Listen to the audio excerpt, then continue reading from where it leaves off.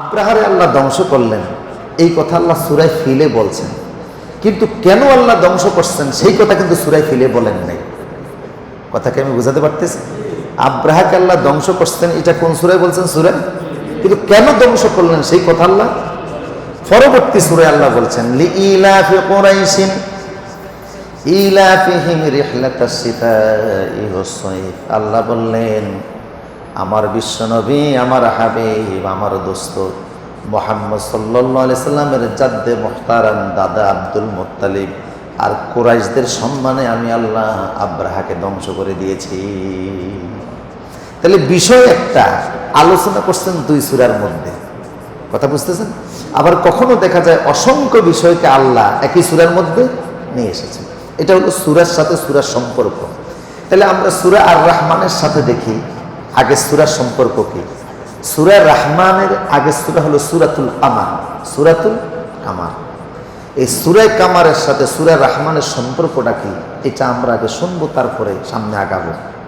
আমার কথাকে বুঝে আসতেছে? সূরা কামার আল্লাহ শুরু করছেন রসুলের একটা মুআজিজা দিয়ে, আর সূরা রহমান আল্লাহ শুরু করছেন রসুলের জীবনের সবচাইতে শ্রেষ্ঠ মুআজিজা দিয়ে। সূরা কামার শুরু করছেন আল্লাহ রসুলের প্রায় 2 সহস্রাধিক মুআজিজা সংগঠিত হয়েছে।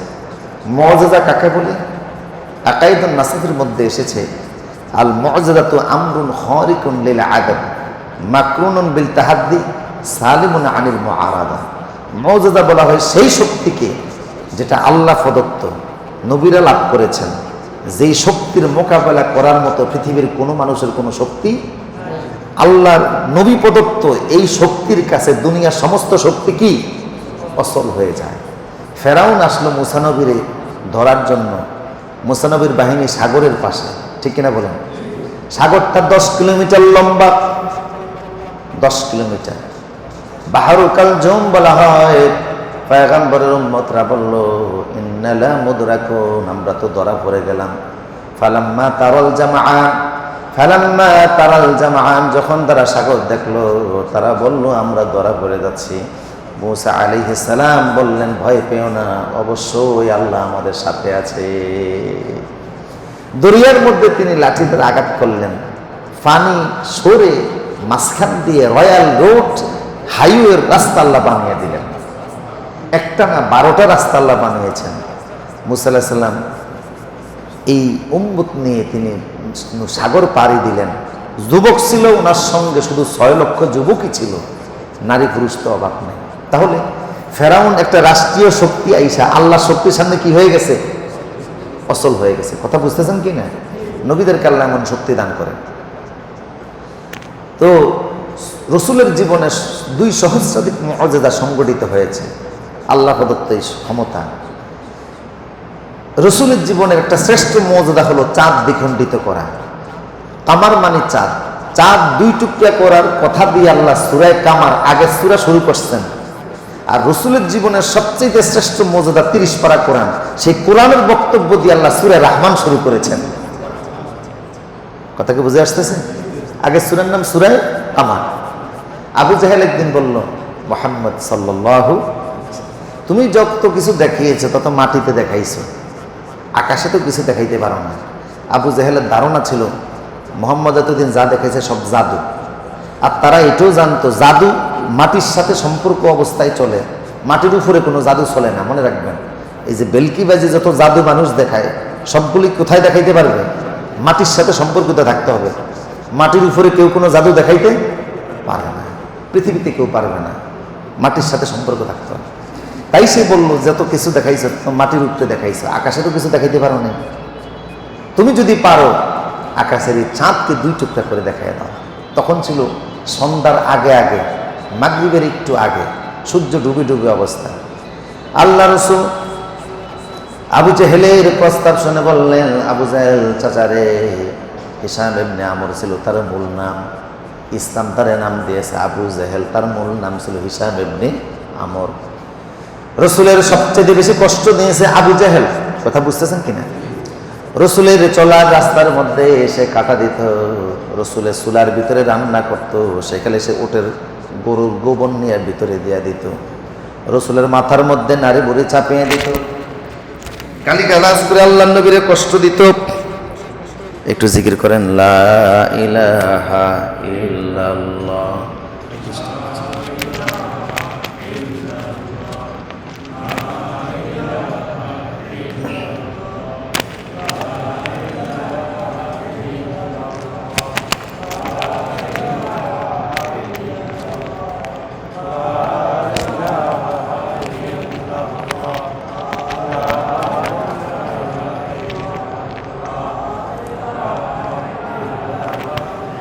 লা ইলাহা ইল্লাল্লাহ মুহাম্মাদুর রাসূলুল্লাহ।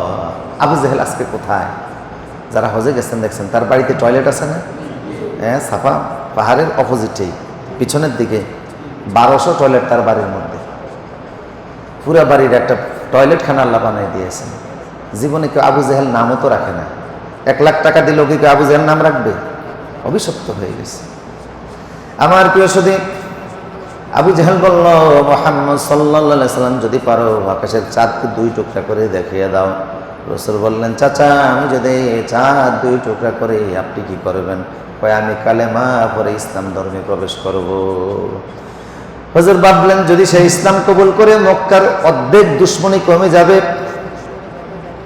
আল্লাহর নবী শুধু চাঁদের দিকে আঙ্গুল ইশারা করলেন।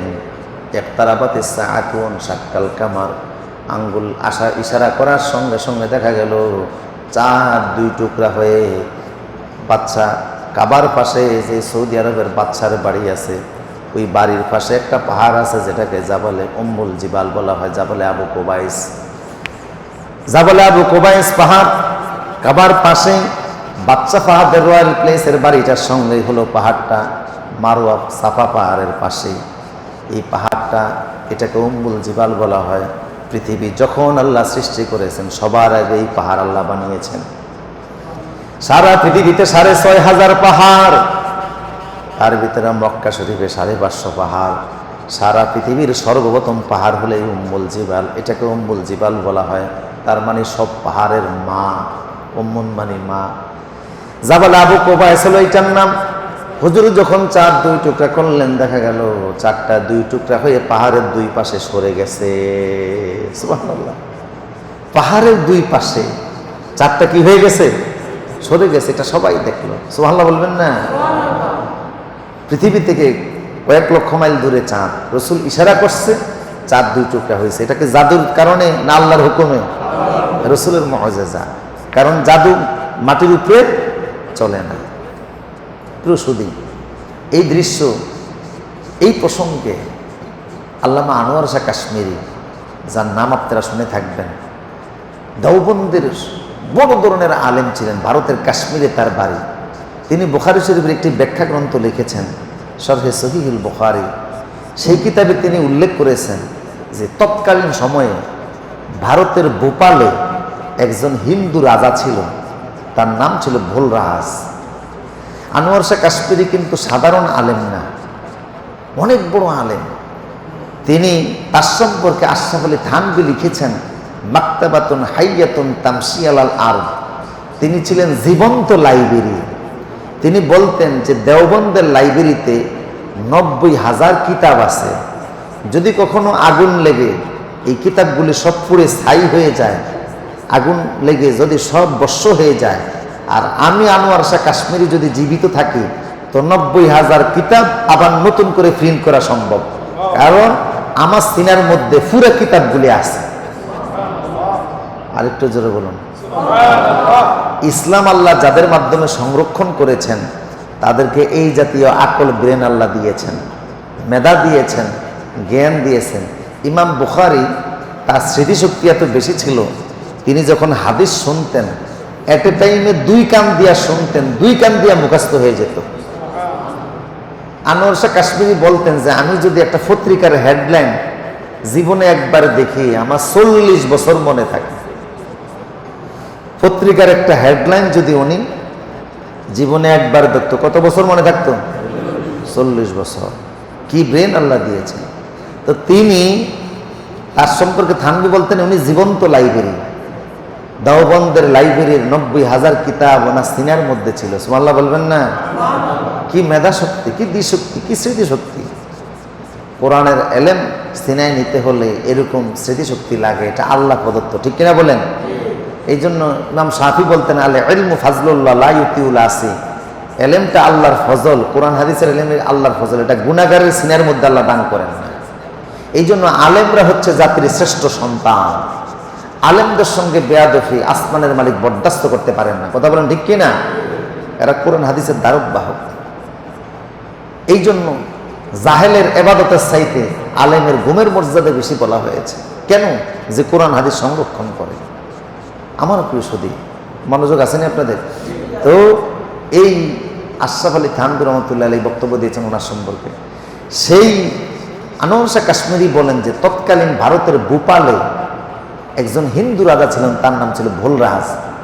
সন্ধ্যার সময় সে তার স্ত্রী সহকারে বিল্ডিংয়ের ছাদের উপরে গল্প করতেছিলেন। হঠাৎ করে সে দেখে পশ্চিম আকাশে সন্ধ্যার পরে যে চাঁদ, এটা কেমন জানি 2 টুকরা হয়ে গেছে। কারণ আকাশের চাঁদ তো সব জায়গা থেকেই দেখা যায়। চাঁদ 2 টুকরা হয়ে গেছে, এটা দেখার পরে সে অবাক হয়ে গেল। কিছুক্ষণ পরে আবার দেখা গেল চাঁদ আবার মিলিয়ে গেছে। 2 টুকরা হয়ে আলাদা হয়ে গিয়েছিল, আবার কিছুক্ষণ পরে একাকার হয়ে গেছে। চাঁদ এইভাবে 2 টুকরা হলো কেন? সে তথ্য জানতে চেষ্টা করলো। তার কাছে খবর আসলো আরবে মক্কার জমিনে একজন নবীর জন্ম হয়েছে, তার নাম হলো মুহাম্মদুর রাসূলুল্লাহ সাল্লাল্লাহু আলাইহি সাল্লাম। তার আঙ্গুলের ইশারায় চাঁদ 2 টুকরা হয়েছে। আগের অংশ বলেছি ওনার বুখারীর ব্যাখ্যা গ্রন্থ থেকে, এখন বাকি অংশ বলতেছি ইতিহাসের পাতা থেকে। এই ভোলরাজ খবর পেয়ে সপরিবারে মক্কায় চলে গেছে হিজরত করে। গিয়ে দেখে রাসূল মক্কায় নাই, আল্লাহর নবী তখন মদিনায় চলে গেছে।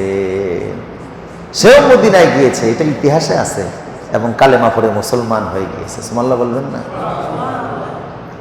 তাইলে আগের সূরা হলো সূরাতুল কামার, যেটা আল্লাহ শুরু করলেন চাঁদ 2 টুকরা করার ঘটনা দিয়ে। আর সূরা আর রহমান আল্লাহ শুরু করছেন রসুলের সর্বশ্রেষ্ঠ মুআজিজা কোরআনে কারীমের বক্তব্য দিয়ে। সুবহানাল্লাহ বলবেন না? কথা কি বুঝে আসছে? আমার প্রিয় সুধী, রসুলের জীবনের যত মুআজিজা, মেরাজ রসুলের একটা জীবনের মুআজিজা। হুজুর চাঁদ 2 টুকরা করছেন, এটাও রসুলের জীবনের একটা মুআজিজা। রসুল এরকম আঙ্গুল ছেড়ে দিয়েছেন একটা পাত্রের মধ্যে, সাহাবীরা বলছেন 2 আঙ্গুলের ফাঁক থেকে আমরা দেখছি ঝর্ণার মতো পানি বের হচ্ছে। এটা রসুলের মুআজিজা। রসুল ডাক দিয়েছেন, গাছ রসুলের কথা শুনে চলে এসেছে। রসুলের জীবনে সাল্লাল্লাহু আলাইহি সাল্লাম 2 সহস্রাধিক মুআজিজা সংগঠিত হয়েছে। কিন্তু রসুলের জীবনে সবচেয়ে বড় মুআজিজা হল 30 পারা কোরআন। সুবহানাল্লাহ বলবেন না? এবার কোরআন নিয়ে রসুল কি বলে শুনুন। আল্লাহ রসুল বলেছে, ইন্নামা উতীতুল ইলমা আওহাহুল্লাহু ইলাইয়া।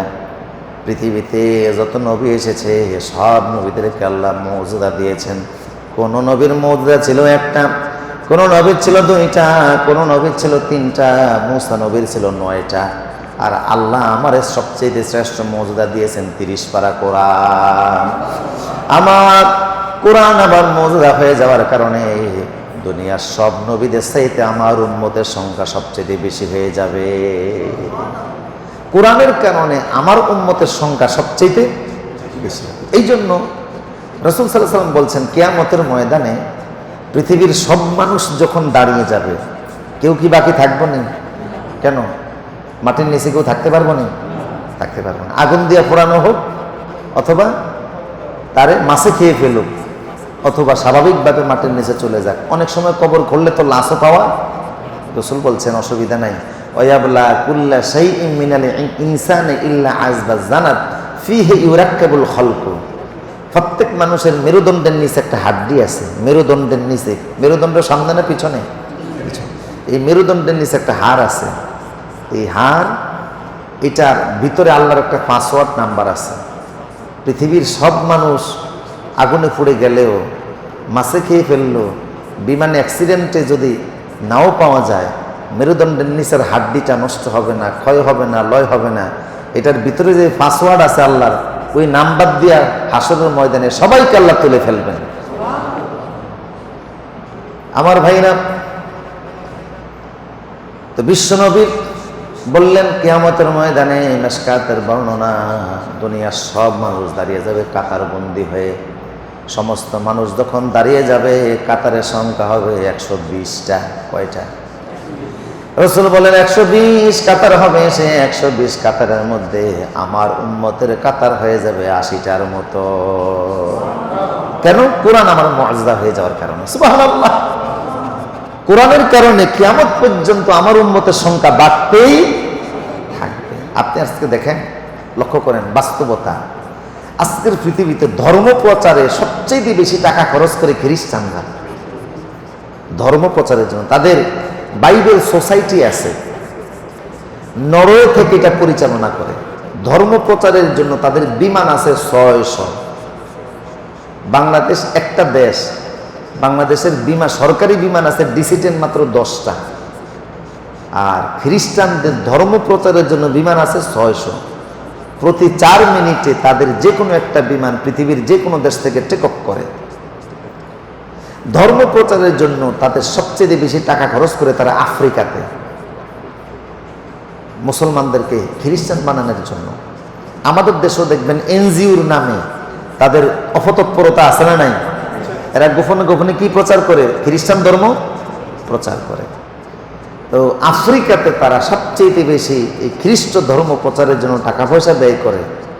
অথচ দেখেন রাবেতা আল আলম আল ইসলামিয়া সৌদি আরবের জেদ্দা থেকে পরিচালিত এই সংস্থা বলতেছে, যদিও বিগত বছরগুলি নিয়ে খ্রিস্টানরা আফ্রিকাতে মুসলমানকে খ্রিস্টান বানানোর জন্য সবচেয়ে বেশি টাকা পয়সা খরচ করছে, সেই আফ্রিকাতে গত 15 বছরে 1 কোটি ক্যাথলিক খ্রিস্টান কালেমা পড়ে মুসলমান হয়ে গেছে। কয় কোটি? এটা রাবেতা আল আলম আল ইসলামিয়ার তথ্য। তাহলে বোঝা গেল ধর্ম প্রচারের জন্য টাকা খরচ করে ওরা কালেমা পড়ে ইসলাম কবুল করে তারা। সুবহানাল্লাহ সুবহানাল্লাহ। কেন? কারণ কোরআনের কারণে। কিসের কারণে? পৃথিবীর এমন কোন জনপদ নাই যেই জনপদে আল্লাহর কোরআন নাই, কোরআনের আলোচনা, কোরআনের তেলাওয়াত হয় না। ওরা চিন্তা করছে যে সারা 600 কোটি বাইবেল সেভে তারা সারা পৃথিবীতে প্রচার করবে, লাভ হবে না। কথা বলেন ঠিক কিনা? আমার প্রিয় সুধী, ব্রিটিশ আমলে একবার ব্রিটিশ সরকার চিন্তা করছিল এই উপমহাদেশ থেকে, ভারত, পাকিস্তান, বাংলাদেশ এই অঞ্চল থেকে ইসলামকে কিভাবে নির্মূল করা যায়। তো প্রথম সিদ্ধান্ত নিল যে এই দেশে যত কোরআন শরীফ আছে সব তারা খরিদ করবে, নিয়ে হয় আগুন দিয়ে জ্বালাবে, না হয় জাহাজ ভর্তি করে সাগরে ফেলে দিবে। এই সিদ্ধান্ত নিয়ে তাদের কিছু লোক তারা পাঠালো। তো দিল্লির শাহী মসজিদের পাশে এসে, নাখোদা মসজিদ, শাহী মসজিদ, এখানে এসে তারা দেখলো যে ছোট্ট ছোট্ট বাচ্চারা হাফিজিয়া মাদ্রাসায় লেখাপড়া করে। তো ভিতরে যে ঢুইকা দেখে যে 7 বছর 8 বছরের ছেলেরা গোটা কোরআন তাদের মুখস্থ। সুবহানাল্লাহ বলবেন না? তাদের গোয়েন্দা পুলিশ সফর করে আবার সেই দেশে গিয়ে বলল ব্রিটিশ সরকারকে, উপমহাদেশে, বাংলাদেশে, ভারতে, পাকিস্তানে কোরআনের বিরুদ্ধে টাকা খরচ করে কোনো লাভ নাই। কয় কেন? কয় আমরা একদিক দিয়ে কাগজের প্রিন্ট করা কোরআন কিনে কিনে সাগরে আমরা ছবি নষ্ট করব, আরেক দিক দিয়ে জীবন্ত কোরআন থেকে কোরআন আবার প্রিন্ট হয়ে যাবে। একটা ছেলে যদি বেঁচে থাকে ওর সিনা থেকে আবার নতুন করে 30 পারা কোরআন বের হয়ে যাবে। সুবহানাল্লাহ বলবেন না? এটা তো কাগজের কোরআন, আর এটা হলো সিনা কি? জীবন্ত কোরআন। সুবহানাল্লাহ বলবেন না? কি কোরআন? জীবন্ত কোরআন। কাজেই এই কোরআনের বরকত আপনি কেমনে নষ্ট করবেন? আমার প্রিয় সুধী, মনোযোগ আছেন ইনশাআল্লাহ? তাহলে রসুলের জীবনের সবচেয়ে শ্রেষ্ঠ মর্যাদার নাম কি? 30 পারা কোরআন। শ্রেষ্ঠ মর্যাদার নাম 30 পারা। তো আগে সূরা আল্লাহ শুরু করলেন সূরা কামার দিয়ে, রসুলের চাঁদ দ্বিখণ্ডিত করার একটা মর্যাদা দিয়ে। আর সূরা রহমান শুরু করলেন রসুলের জীবনের সবচেয়ে বড় মর্যাদা কোরআনের বক্তব্য দিয়ে।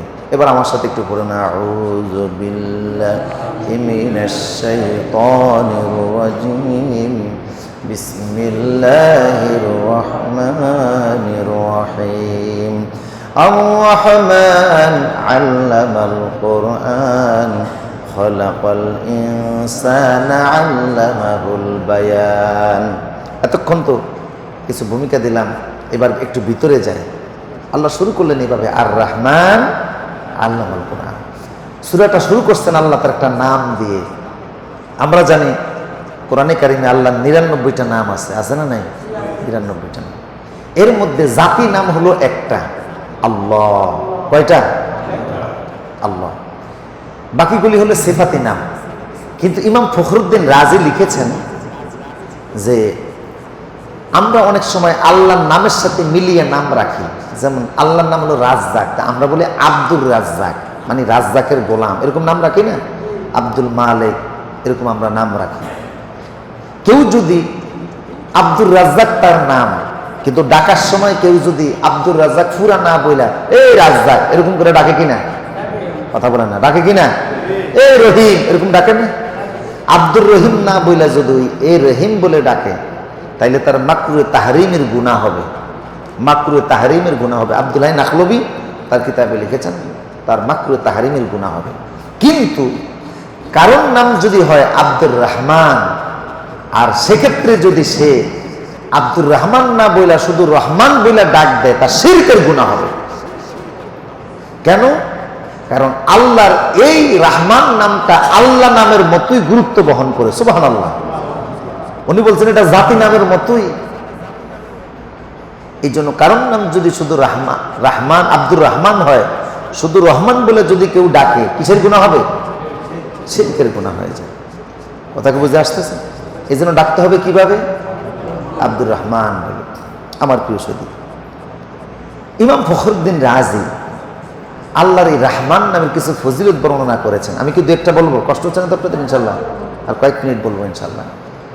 ইমাম ফখরুদ্দিন আল্লাহর এই রহমান নামের মধ্যে যে কি বরকত আছে একটু লক্ষ্য করুন। রহমান নাম ধরে তো কাউরে ডাকা যাবে না, ডাকতে হবে আব্দুর রহমান বলে। রহমান নামের মধ্যে যে আল্লাহ কি দিয়েছেন, ফখরুদ্দিন রাজি তার তাফসীরের মধ্যে উল্লেখ করেছেন। ঘটনাটা এখন আমি আপনাদেরকে শোনাচ্ছি। আওয়াজ কি ক্লিয়ার নেই আপনাদের কাছে? রাসূল সাল্লাল্লাহু আলাইহি ওয়াসাল্লামের একজন সাহাবী ছিলেন হযরত যায়েদ ইবনে হারেসা রাদিয়াল্লাহু তাআলা আনহু। তিনি বলেন, আমি একবার মক্কার জমিন থেকে তায়েফের দিকে রওনা হয়েছি। তায়েফের দিকে আমি যাব। তায়েফ হলো মক্কা থেকে 90 কিলোমিটার দূর। সাথে আমার কেউ নেই, একজন সফর সঙ্গী পেয়ে গেলাম। সফর সঙ্গী বলল আমিও তায়েফে যাব। উনি বললেন আমিও যাব। তাইলে দুইজন যদি হয় সফরটা সুন্দর হয়। কথা বলেন ঠিক কিনা? দুইজন মিলে আমরা পথ চলা শুরু করলাম। যায়েদ ইবনে হারেসা আল্লাহর নবীর পালক পুত্র ছিলেন। রাসূলুল্লাহ তারে ছেলের মতো ভালোবাসতেন, স্নেহ করতেন, মহব্বত করতেন। তিনিও জীবন দিয়ে রাসূলকে ভালোবাসতেন। এই ছেলেটা হযরত খাদিজাতুল কুবরা বাজার থেকে খরিদ করছিলেন। খাদিজা বললেন, ইয়া রাসূলুল্লাহ রাদিয়াল্লাহু তাআলা আনহা, আপনার খেদমতের জন্য আমি একটা গোলাম আপনারে দিয়ে দিব। ওর নাম হলো যায়েদ ইবনে হারেসা। যায়েদ ইবনে হারেসার বাবা মা এক সময় এসে মুহাম্মদ সাল্লাল্লাহু আলাইহি ওয়াসাল্লাম আল্লাহর নবীকে বলল, আমাদের ছেলে আমাদেরকে ফিরিয়ে দেন। সে হারিয়ে গিয়েছিল, তারে খরিদ করে মক্কায় কে বা কারা আপনার হাতে তুলে দিয়েছে। রাসূল বললেন, ঠিক আছে, আমার অসুবিধা নাই, আমি যায়েদ ইবনে হারেসাকে তোমাদের হাতে তুলে দিয়ে যাচ্ছি। তবে আমি জোর করতে পারবো না। সে যদি যেতে চাই নিয়ে যাও, আমি তারে জোর করে ঠেলে দিব না। থাকতে চাইলেও আমার কোনো নিষেধ নাই। যায়েদ ইবনে হারেসা বলল, বাবা ও মা, তোমরা আমাকে জন্ম দিয়েছো, তোমাদেরকে ভালোবাসি, কিন্তু যেই ঘরে কোরআন নাজিল হয় সেই ঘর ছেড়ে আমি তোমাদের সঙ্গে যেতে রাজি না। যেই ঘরে কোরআন নাজিল হয় এমন ঘর কি কেউ ছাড়তে পারে নাকি? আমি রাসূলের এখানেই থাকবো। রাসূল তারে পালক পুত্রের মতো মনে করতেন। সুবহানাল্লাহ বলবেন না? তবে ইচ্ছা কইরা নিজের বাপ বাদ দিয়ে আরেকজনের বাপ ডাকা যাবে না। রাসূল বলছেন, মানিদ্দাআ ইলা গায়রি আবিহি ওয়া হুয়া ইয়ালামু আন্নাহু গায়রু আবিহি ফাল জান্নাতু আলাইহি হারামুন। ইচ্ছাকৃতভাবে নিজের বাপ আছে অথচ নিজের বাপের পরিচয় না দিয়া অন্য কাউকে যদি কেউ পিতা বলে পরিচয় দেয়, আল্লাহর জান্নাত তার জন্য হারাম হয়ে যায়। কথা বুঝতেছেন? যায়েদ ইবনে হারেসা রাসূল সাল্লাল্লাহু আলাইহি ওয়াসাল্লামকে পিতার সম্মান দিতেন। রাসূল ভালো লোকেরা মুহাম্মদের ছেলে বলেই জানত সাল্লাল্লাহু আলাইহি ওয়াসাল্লাম। আমার প্রিয় সুধী, এটা ইচ্ছাকৃত নয়, সে এমনিতেই। আমার প্রিয় সুধী, যায়েদ ইবনে হারেসা তায়েফে যাচ্ছে, তার সঙ্গে একজন সফর সঙ্গী আছে না নাই? সফর সঙ্গী সহকারে তায়েফের দিকে রওনা হয়েছে। কিন্তু সফর সঙ্গী লোকটা ভালো ছিল না, খারাপ ছিল। ভিতরে তার মুনাফিকি ছিল সেটা তিনি জানতেন না। তায়েফের দিকে তিনি যাচ্ছেন। মক্কা শরীফ থেকে তায়েফ হলো 90 কিলোমিটার এবং এই তায়েফ ইতিহাসে একটা বিখ্যাত জায়গা। কিভাবে বিখ্যাত? আল্লামা জালালউদ্দিন সুয়ুতি তাফসীরে জালালাইনের মধ্যে উল্লেখ করেছেন, ইব্রাহিম আলাইহিস সালাম মক্কায় আসলেন, ছেলের বউর কাছে জিজ্ঞেস করলেন, তোমাদের এখানে কি হয়? বললেন, এখানে আমাদের খাবার পানি, প্রধান খাদ্য হলো গোশত, আর প্রধান পানি হলো পানীয়। ইব্রাহিম আলাইহিস সালাম মক্কার জন্য দোয়া করলেন।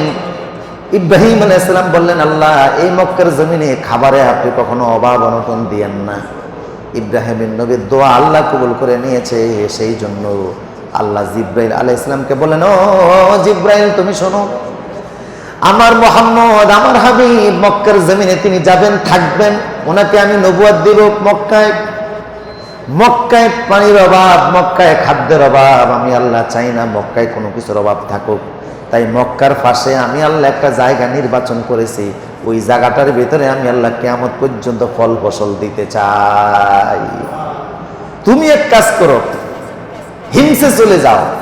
হিমস হলো ইয়েমেনের একটা জায়গার নাম হলো হিমস। এটা এত সুন্দর জায়গা, তাফসীরের মধ্যে এসেছে মাকতাবাতুন লা লাইসা ফিহি হাইয়াতুন ওয়ালা আকরাব, যেই জায়গায় কোনো বিচ্ছু নেই, কোনো সাপ নাই, এমন একটা জায়গা।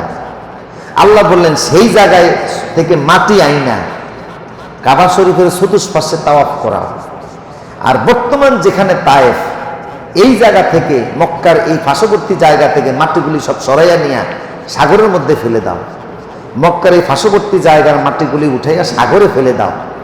আর ইয়েমেনের হিমস থেকে, জালালউদ্দিন সুয়ুতি আল হাবুল ফতুয়ার মধ্যে লিখেছেন, ইয়েমেনের হিমস থেকে যেখানে সাপ বিচ্ছু জন্ম হয় না, ইবনে হাজার আসকালানি বুখারী শরীফের ব্যাখ্যায় লিখেছেন যে ওখানে সাপ বিচ্ছু হয় না, এমন ভালো জায়গা।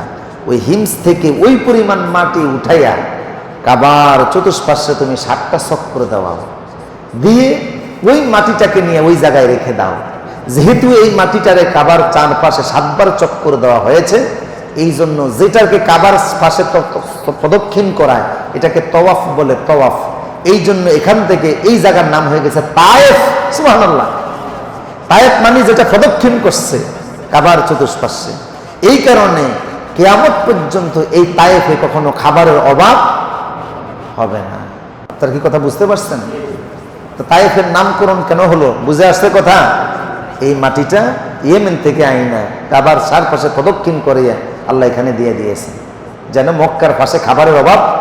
মক্কায় তো পাহাড়ি এলাকা, খাবার উৎপাদন হবে কোত্থেকে? তাই পার্শ্ববর্তী জায়গাকে আল্লাহ বেছে নিলেন, যেখানে ফসল উৎপাদন হবে মক্কার অভাব অনটন মিটবে। এখন মক্কার যত মূল খাবার কোত্থেকে আসে? তায়েফ থেকে আসে। এটা আল্লাহ করে দিয়েছে।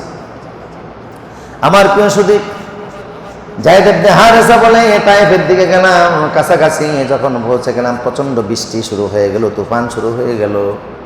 তুফান যখন শুরু হয়ে গেল তখন আমরা কি করব? দেখি পাহাড়ি কুচির ভিতর দিয়ে হাঁটতেছি, সুন্দর একটা গুহা দেখা যায়। ওই গুহা দেখে আমি নিজেও ভিতরে ঢুকলাম, আমার সঙ্গে লোকটাও ভিতরে ঢুকলো। ক্লান্ত শ্রান্ত অনেক হেঁটেছি, পাহাড়ি এলাকা, উঁচু রাস্তা, শরীরের ক্লান্তি দূর করার জন্য ভিতরে প্রবেশ করে আমি ঘুমিয়ে পড়লাম। কিছুক্ষণ পরে হঠাৎ করে আমার ঘুম ভেঙে গেল। আমি দেখি আমার হাত পা বাঁধা, দাঁড়িয়ে দেখি সফর সঙ্গী লোকটার হাতের মধ্যে খোলা তলোয়ার। আমি তারা বললাম, কি ভাই, আমি তোমার কি ক্ষতি করেছি? তোমার সঙ্গে তো কোনো অন্যায় করে নাই, বেয়াদবি করে নাই, কটু কথা বলি নাই, গালি গালাজ করি নাই, মন্দ কথা বলি নাই, তুমি কেন আমারে মারতে চাও? লোকটা বলল, যাই, তোমার সঙ্গে আমার ব্যক্তিগত কোনো দুশ্মনী নাই, তবে ইন্না মুহাম্মাদান ইউহিব্বুকা ওয়া আনা আবগুদুহু, আমি মুহাম্মদ সাল্লাল্লাহু আলাইহি ওয়াসাল্লামের সঙ্গে দুশ্মনী রাখি, মুহাম্মদ আমার দুশ্মন। আমি একজন মুনাফিক লোক, ভিতরে ফিটপাট, বাহিরে ফিটপাট, ভিতরে বলে না, ভিতরে কি সদরঘাট কি লিগা? এই গাছ ছাড়া কি আমরা চাঁদপুরের মানুষ ঢাকা যেতে পারি? লোকেরা কথায় বলে বাহিরে ফিটপাট, ভিতরে যত বদনাম সব সদরঘাটের, অথচ আরো কত ঘাট আছে। আচ্ছা, যাই হোক, তার মানে বাহিরে যতই ভালো দেখাক, ভিতরটা কি না, তার ভালো না, পরিষ্কার না। এটাকে কি বলে? মুনাফিক। মনে রাখবেন, কাফেরের চাইতে ইসলামের জন্য মুনাফিক সবচেয়ে বেশি ক্ষতিকারক। কারণ কাফেরই চেনা যায়, মুনাফিক চিনা যায় না। মুনাফিক যে বড় ক্ষতিকারক, এই জন্য দেখেন কোরআনে আল্লাহ কাফেরের নামেও সূরা দিছে, মুনাফিকের নামেও সূরা দিছে। সূরায় কাফিরুন আছে না নাই? কুল ইয়া আইয়ুহাল কাফিরুন। আর সূরায় মুনাফিকুন আছে না নাই? ইজা জাআল সূরা মুনাফিক আছে। মুনাফিক, সূরা মুনাফিকের ভিতরে আয়াত হলো 11টা, আর সূরা কাফিরুনের ভিতরে আয়াত হলো 6টা। বোঝা গেল মুনাফিকের সূরার ভিতরে আয়াত 11টা, সূরা কাফিরের সূরার ভিতরে আয়াত হলো 6টা। বোঝা গেল কাফিরের চাইতে মুনাফিক কি ভয়ঙ্কর বেশি, মারাত্মক বেশি। আমার প্রিয় সতী, এই জন্য আল্লাহ বলছেন ইন্নাল মুনাফিকিনা ফি দারকিল আসফালি মিনান নার। কিয়ামতে জাহান্নামে সবচেয়ে নিচে থাকবো কে? একটা গর্ত যদি আপনি করেন, সেই গর্তের মধ্যে যদি ইট ফালান, একদম নিচে থাকবো সেই ইট প্রথমে ফেলছেন যেইটা। কথা বলেন ঠিক কিনা? নিচে থাকবো সেই ইট শুরুতে ফেলছেন যেই ইট। বুঝা গেল জাহান্নামের যেহেতু নিচে একদম মুনাফিকরা থাকবো, বুঝা গেল জাহান্নাম উদ্বোধন করা হবে মুনাফিক দিয়া। ঠিক কিনা বলে? লোকটি বলল প্রকাশ্যে আমি মুসলমান, ভিতরে আমার মুনাফিকি, অন্তরে আমার কপটতা। তোমার নবী মুহাম্মদ সাল্লাল্লাহু আলাইহি ওয়াসাল্লামের সঙ্গে আমি দুশমনী রাখি, তোমার সঙ্গে আমার ব্যক্তিগত দুশমনী নাই, শত্রুতা নাই, কিন্তু মুহাম্মদ তোমারে ভালোবাসে আর আমি ওনার সঙ্গে দুশমনী রাখি। আমি তোমারে হত্যা করে মুহাম্মদের উপরে প্রতিশোধ নিতে চাই। তোমারে মেরে আমি ওনার মনে কষ্ট দিব, আর আমি ওনার মনে কষ্ট দিতে চাই। হযরত যায়েদ দেখলেন কোনো উপায় নেই, হাতও বাঁধা পাও বাঁধা, ওর হাতে অস্ত্র আছে তলোয়ার। যায়েদ কোনো উপায় না দেখে আল্লাহর একটা ডাক দিলেন। এখন কোন নামে ডাকবেন? সূরা রহমান, আল্লাহ যেই নামে শুরু করেছে সেই নামে তিনি আল্লাহর একটা ডাক দিলেন। আল্লাহু আকবার। তিনি বললেন আগিসনি ইয়া রহমান, আগিসনি ইয়া রহমান, আগিসনি ইয়া রহমান, ও রহমান আমারে সাহায্য করো। আল্লাহু আকবার। আমি রহমান শব্দের ফজিলত বুঝাচ্ছি। ফখরুদ্দিন রাজি লিখেন আগিসনি ইয়া রহমান বলে যখন যায়েদ আল্লাহর একটা ডাক দিছে, সেই সময় আল্লাহ জিব্রাইলকে তলব করলেন। বললেন জিব্রাইল, আমার একজন বান্দা তায়েফের পাহাড়ের গুহার ভিতর থেকে এমন একটা নামে আমারে ডাক দিয়েছে, যেই নামে আমারে কেউ যদি ডাকে আমি সাড়া না দিয়ে পারি না। এই নামে কেউ যদি আমারে স্মরণ করে আমি তার ডাকে সাড়া না দিয়ে পারি না। এই নামে ডাক দিলে আমি আল্লাহ সইতে পারি না, আমার রহমতের দরিয়ার মধ্যে জোশ মেরে যায়। তুমি চলে যাও, আমার যায়েদকে তুমি হত্যা থেকে বাঁচাও। আল্লাহু আকবার। আমার মেয়েরা মুনাফিক তলোয়ার হাতে নিয়েছে, ঘাড়ে মারবে। এমন সময় এসে শুনতে পেল পাহাড়ের বাহির থেকে কে যেন ডাক দিয়ে বলছে, ইয়া আইয়ুহাল মুনাফিকু লা তাকতুলহু, হে মুনাফিক তুমি হযরত যায়েদকে হত্যা করো না। আল্লাহু আকবার। কে যেন বলছে যায়েদকে তুমি মেরো না, হত্যা করো না। এবার মুনাফিক গুহার বাহিরে এসে চলে গেল, গিয়ে দেখে কেউ নাই। অবাক হয়ে গেল, কিউরিওসিটি জাগলো, বিস্মিত হয়ে গেল। বাহিরে তো কেউ নাই, কে আমারে ডেকেছে? কার কণ্ঠের আওয়াজ আমি শুনলাম? কে আমারে ডাক দিল? আবার সে ভিতরে এসেছে, তলোয়ার আবার হাতে নিয়েছে। হযরত যায়েদের কল্যাণ মধ্যে তলোয়ার মারবে। এমন সময় দ্বিতীয়বার সে শুনতে পেল পাহাড়ের বাহির থেকে আবার ওজন কে বলছে, ও মুনাফিক যায়েদরে হত্যা করো না। আল্লাহু আকবার। আমরা বিপদে পড়লে ডাকমু কারে? কথা বলেন না কারে? শোনো শোনো ইয়া ইলাহি আমার মুনাজাত, শোনো আমার মুনাজাত, তোমারি নাম জপি যেন হৃদয় দিবস রাত, শোনো আমার মুনাজাত, যেন কানে শুনি সদা তোমারি কালাম হে খোদা, চোখে যেন দেখি শুধু কোরআনের আয়াত, শোনো আমার মুনাজাত, মসজিদেরি জারো বারদার হোক আমার এই হাত, শোনো আমার মুনাজাত। স্মরণ করবো কারে? কথা বলেন না কারে? যে কোনো সময় আল্লাহরে ডাক দিবেন, ইয়া রহমান বলে ডাক দিবেন। কি বলে? ইয়া রহমান ইয়া রহিম। হযরতে যায়েদ দ্বিতীয়বার মুনাফিক শুনলো, কে যেন বলছে যায়েদকে বেরো না। পাহাড়ের গুহার বাইরে গিয়ে দেখে কাউরে দেখা যায় না। অবাক হয়ে গেল, ভয় লাগতে লাগলো, ভিতরে ভয় প্রবেশ করলো, ভয় ঢুকে গেল। কে বারবার ডেকে বলছে হত্যা না করার জন্য। এবার সে আবারও ভিতরে আসলো, আবারও তলোয়ার হাতে নিয়েছে, হযরত যায়েদের কল্লার মধ্যে মেরে দিয়ে যায়েদকে হত্যা করবে। এবার আরো প্রকট শব্দে, বিকট আওয়াজে কে যেন বলছে লা তাকতুলুহু, যায়েদকে মেরো না। এই আওয়াজ শোনার পরে মুনাফিক এবারও গুহার বাহিরে গেল, গিয়ে দেখে ঘোড়ার পৃষ্ঠে বসা, সবুজ পাগড়ি পরিহিত, এত বড় ঘোড়া পৃথিবীতে কোনোদিন দেখা যায় না। সবুজ পাগড়ি পরিহিত একজন লোক পাহাড়ের বাহিরে ঘোড়ার মধ্যে বসা অবস্থায় মুনাফিক যখন কাছে গেল, হাতের মধ্যে তার তলোয়ার ছিল, সবুজ পাগড়ি পরিধানকৃত লোকটা তলোয়ার ঘুরাইয়া মুনাফিকের এক কোবে মেরে ফেললো, আঘাত করে শেষ করে দিল। মুনাফিকের বিনাশ করে গুহার ভিতরে এসে হযরত যায়েদের হাতের এবং পায়ের বাঁধন খুলে দিলেন। খুলে দিয়ে বললেন আতারিফিনি ইয়া যায়েদ, হে যায়েদ আপনি আমারে চিনেন নাকি? কয় না, আপনারা আমি চিনি না। আমার নাম হলো জিব্রাইল। আপনি যখন প্রথমবার ইয়া রহমান বলে ডাক দিয়েছেন, তখন আমি 7 আকাশের উপরে আরশের মালিক বললেন, জিব্রাইল রে, আমার বান্দা আমারে রহমান বলে স্মরণ করেছে, তারে সাহায্য না করে তো আমি পারি না। তুমি এক্ষুনি চলে যাও, আমার বান্দারে হত্যা থেকে বাঁচাও। আমি দেখলাম আমি নিজে গুহায় আস্তে আস্তে সময় লাগবে, সে যদি মেরে ফেলে। তাই আমি প্রথম যখন ডাক দিয়েছি, সেই ডাকটা ছিল 7 আকাশের উপর থেকে। দ্বিতীয় যখন ডাক দিয়ে, সেটা ছিল প্রথম আকাশের উপর থেকে। তৃতীয় ডাকের সময় আমি গুহার বাহিরে, আমি ওরে বিনাশ করে ধ্বংস করে হত্যা করে এসেছি। আপনি এখন মুক্ত, আপনি বাড়ি চলে যান। আল্লাহু আকবার। বোঝা গেল সব জায়গায় বান্দার প্রতি আল্লাহর রহমত আছে না নাই? এই জন্য স্মরণ করবো কারে? ইউনূস আলাইহিস সালাম মাছের পেটে গিয়েছে, দুনিয়ার কেউ ওনার আওয়াজ শোনে নাই, কেউ ওনার কথা শোনে নাই, একমাত্র শুনছেন কে? সাগরের তলদেশে মাছের পেটের ভিতর থেকে উনি বলছিলেন লা ইলাহা ইল্লা আনতা সুবহানাকা ইন্নী কুনতু মিনাল যালিমিন। সঙ্গে সঙ্গে আল্লাহ সাড়া দিয়ে দিলেন, মাছের পেট থেকে বের করে নিয়ে আসলেন। এই জন্য আমরাও বিপদে মুসিবতে ডাকমু কারে? নাকি মাজারে গিয়া, মাজারে সেজদা দিয়া, লাল শালু কাপড় বিছাই দিয়া নাকি? হ্যাঁ, মাজারে যিনি আছেন তিনিও ডাকছিলেন কারে? আল্লাহ। আমার ভাইরা, এবার হাদিস শুনুন, ইবনে আব্বাস থেকে বর্ণনা।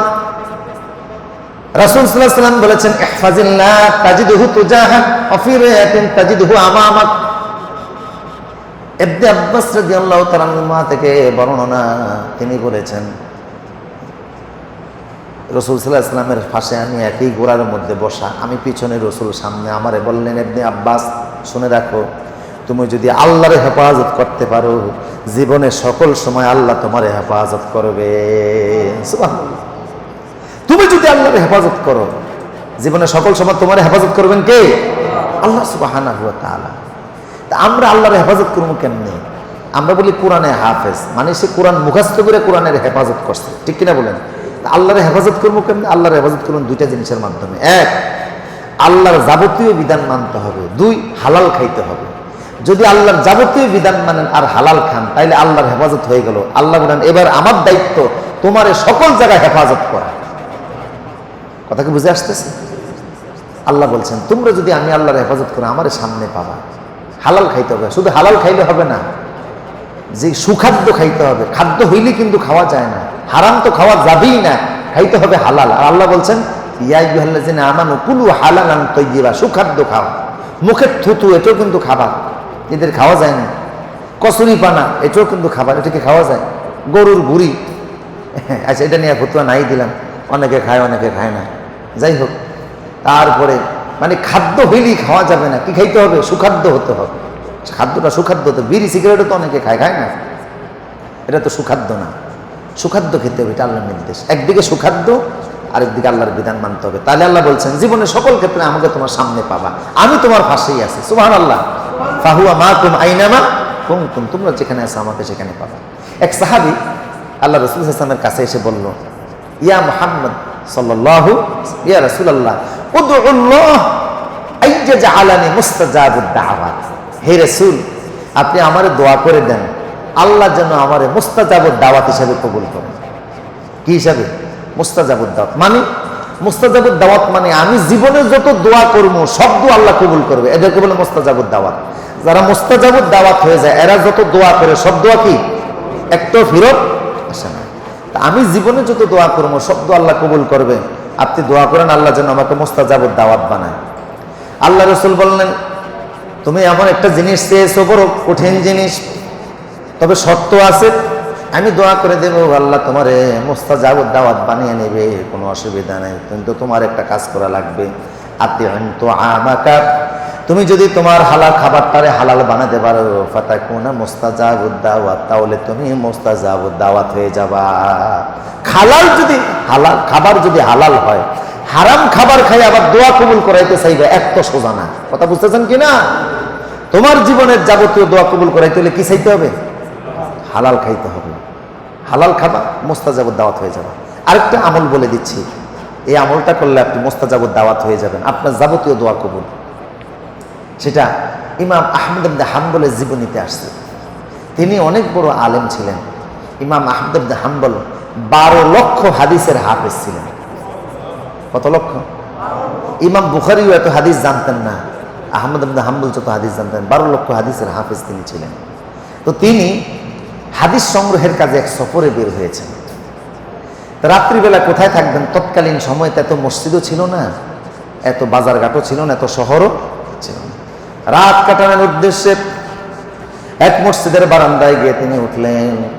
মুয়াজ্জিন দরজা লাগাইতে আছে। উনি বললেন, ও মুয়াজ্জিন সাহেব, আজকে রাত আমি এখানে থাকবো, আমি মুসাফির মানুষ, আমার সুযোগ দেন। মুয়াজ্জিন কই কোত্থেকে আসছে? মসজিদের যদি কোনো ক্ষতি হয় আমারে জবাব দিতে হবে, চাকরি থাকবো না। আরে সবচেয়ে বেশি অবহেলিত ইমাম মুয়াজ্জিন এই দেশে, কথা কোন ঠিক কিনা? বেতন দেয় কয় টাকা, কথা শোনায় 10 টাকা, কথা কোন ঠিক কিনা? জুলুম নির্যাতনের শিকার হয়, কত পরিশ্রম করে, তারপরেও কত মানুষ কত কথা বলে। আমার প্রিয় সুধী, মুয়াজ্জিন বলল, হুজুর ভাই আমি আপনারে বসতে চিনি না তো মুয়াজ্জিন। উনিও পরিচয় দিয়া সুবিধা নিতে চায় না, কারণ দুনিয়ার কোনো বড় মানুষ নিজের আত্মপরিচয় দিয়া কখনো কারো কাছ থেকে সুবিধা নিতেন না, পরিচয় বিক্রি করতেন না ওনারা। কথা বুঝতেছেন কিনা? আহমদ ইবনে হাম্বল পরিচয় দিলেন না যে উনি জগৎ বিখ্যাত আলেম। উনি বললেন, মুয়াজ্জিন আমার জায়গা দাও। মুয়াজ্জিন বলল, না জায়গা দেব না, আপনি এখান থেকে বের হয়ে যান। যদি মসজিদের কোনো কিছু নষ্ট হয়, চুরি হয়, ক্ষতি হয়, আমার জবাব দেওয়া লাগবে, আমার চাকরি থাকবে না। মুয়াজ্জিন তো চিনতে পারে নাই ওনাকে। উনি মসজিদ থেকে বের হয়ে গেলেন। এখন রাত করে কোথায় যাবেন? হঠাৎ করে দেখেন রাস্তার পাশে বসে একটা লোক চাঁদের আলোতে জুতা সেলাই করতেছে। হলো মুসিওয়ালা, জুতা সেলাই করে, আপনারা কি বলেন? মুসিওয়ালার কাছে গিয়ে বসে বললেন, ভাই তোমার পাশে একটু বসি। কোথায় যাব? সবার সঙ্গে কোনো মানুষ নাই, আমি একাকিনী মানুষ। মসজিদে গিয়েছিলাম, মুয়াজ্জিন থাকতে দেয় নাই, এখন আমি কই যাব? সকাল হলে পরে আমি আমার গন্তব্যের দিকে যাব, সফর শুরু করব। রাত করে যাওয়ার জায়গা নেই, কারোর বাড়িতে উঠে যাবে না, কারো বাড়িতে যাব, তুমি এখানে বসে কাজ করো, আমি তোমার পাশে একটু বসে থাকি। মুসি বলল, থাকেন। উনি জিজ্ঞেস করলেন, মুসি তুমি কি করো? আমি মসজিদের পাশে জুতা সেলাই, অনেকগুলি জুতা জমা হয়ে গেছে, তাই রাত্রিবেলাও সেলাইতেছি। আর মসজিদে 5 ওয়াক্ত নামাজ, তাহাজ্জুদের নামাজ সব পড়ি। আর সার্বক্ষণিক আমি ইস্তেগফার করি, আস্তাগফিরুল্লাহ, বসে থাকি আর আমি ইস্তেগফার করি, আস্তাগফিরুল্লাহ আস্তাগফিরুল্লাহ। এই জন্য দেখেন আমার জীবন আল্লাহ এমন বরকত দিয়েছে। আমি জুতা সেলাই হলাম, মুসি মানুষ, আমি ইস্তেগফার করার কারণে আমার জবানে আল্লাহ এত বরকত দিয়েছে। আমি জীবনে যত দোয়া করেছি সকল দোয়াই আল্লাহর দরবারে কবুল হয়ে গেছে। আমার নামাজের বাহিরে একটা আমল সার্বক্ষণিক আছে, মুখে কি বলি? আস্তাগফিরুল্লাহ আস্তাগফিরুল্লাহ, ইস্তেগফার করি আমি। এই জন্য আমার জীবনে যাবতীয় দোয়া কবুল। তবে একটা দোয়া এখনো কবুল হয় নাই, একটা দোয়া এখনো মঞ্জুর হয় নাই।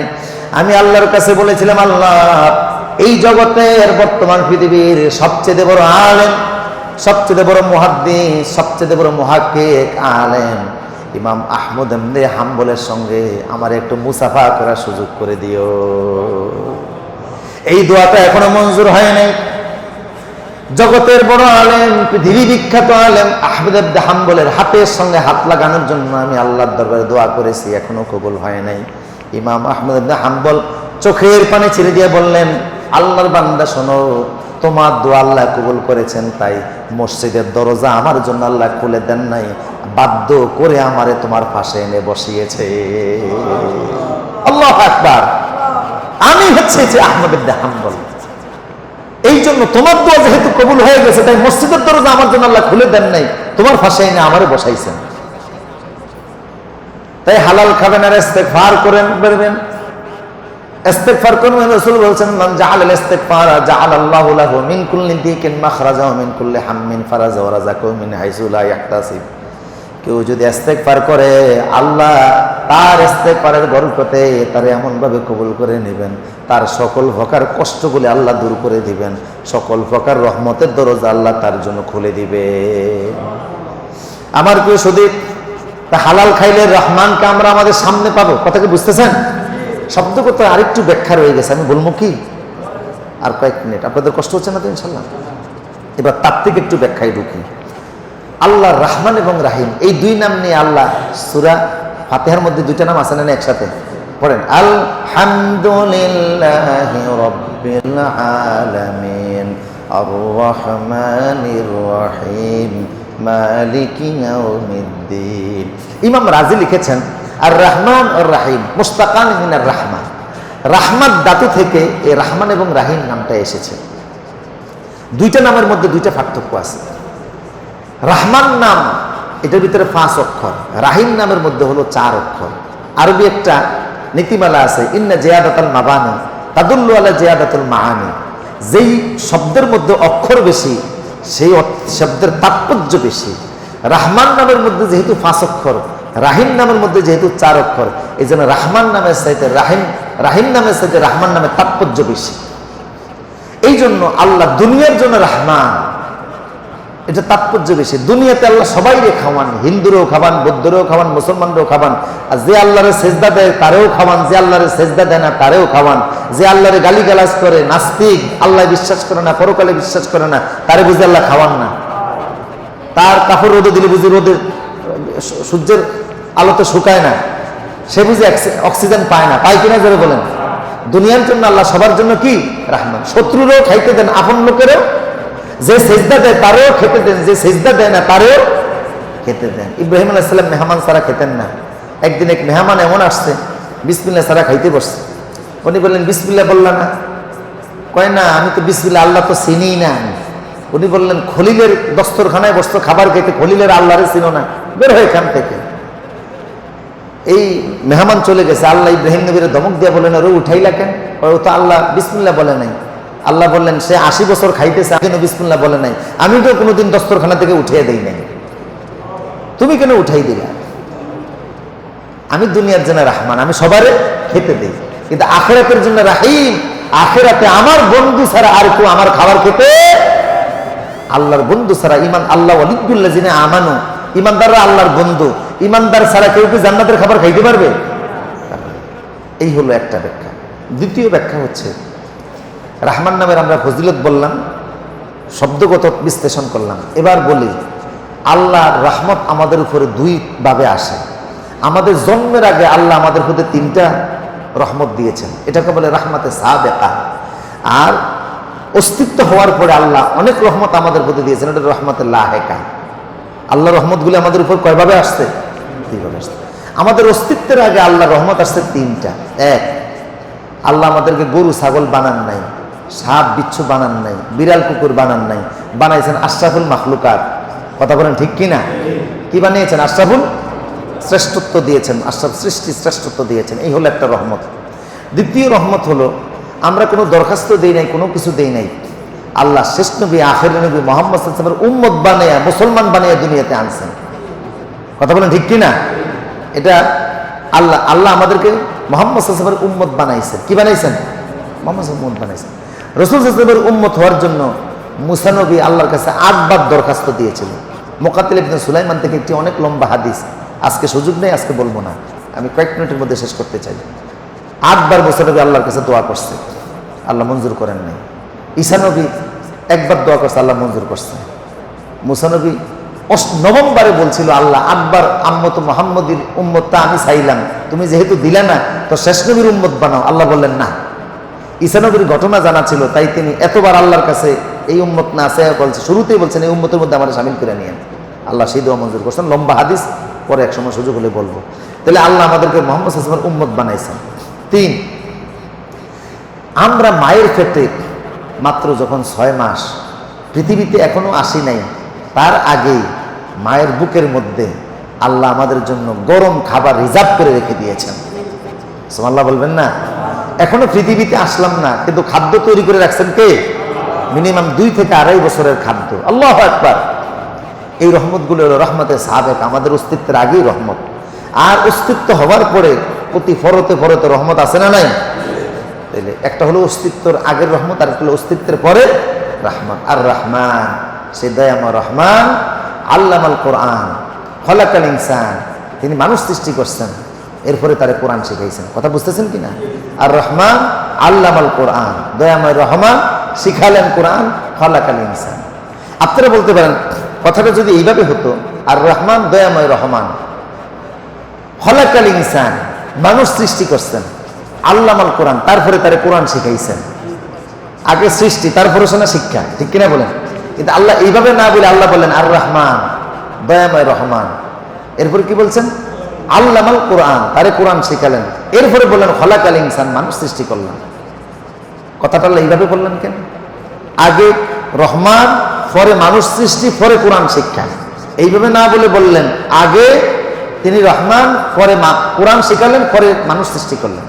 এই কথার অর্থ হচ্ছে, মুফাসসিররা বলছেন, কোরআন যে শিখে সেই মানুষ, কোরআন যে শিখে না সে মানুষ না।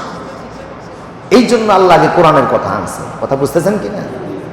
কোরআন যে শিখে সেই কি মানুষ, যার মধ্যে কোরআন নাই সে মানুষ না। দেখতে যদিও সে মানুষ, ক্ষমতাবান, রাজনীতিবিদ, অর্থওয়ালা, পয়সাওয়ালা, বিত্ত বৈভবের মালিক, তার আল্লাহর কাছে কোনো 2 পয়সার দাম নাই। রাসূল বলছেন যে যার ভিতরে কোরআন নাই তার ফ্যাটটা হলো বাইতুহু কাল খার, বাতনুহু কাল খার। ঘরের মধ্যে যেরকম মানুষ যেই ঘরে বসবাস করে না, সেই ঘরে ভূত পেতনি, তারপরে সাপ বিচ্ছুর বসবাস আছে না নাই? যার ফ্যাটের মধ্যে কোরআন নাই তার ফ্যাটটা, তার দেহটা ওইরকম ওই ঘরের মতো। আর যার মধ্যে কোরআন আছে সে তো কোরআনের ইলম বরকত নিয়ে নিয়েছে। সুতরাং যে কোরআন শিখতে সেই মানুষ, যে কোরআন শিখতে পারে না সে মানুষ হতে পারে। কোরআনের বুঝ যার মধ্যে নাই, কোরআনের সূরা যার মুখস্থ নাই, যে নামাজ পড়তে পারে না সে মানুষ হতে পারে না। আল্লাহ আমাদের সবাইকে অন্তত নামাজ পড়া যায় এই জাতীয় কিছু সূরা হলো মুখস্থ রাখার তৌফিক দান করুন, মানুষ হওয়ার তৌফিক দান করুন। আমিন। আমার বক্তব্য শেষ।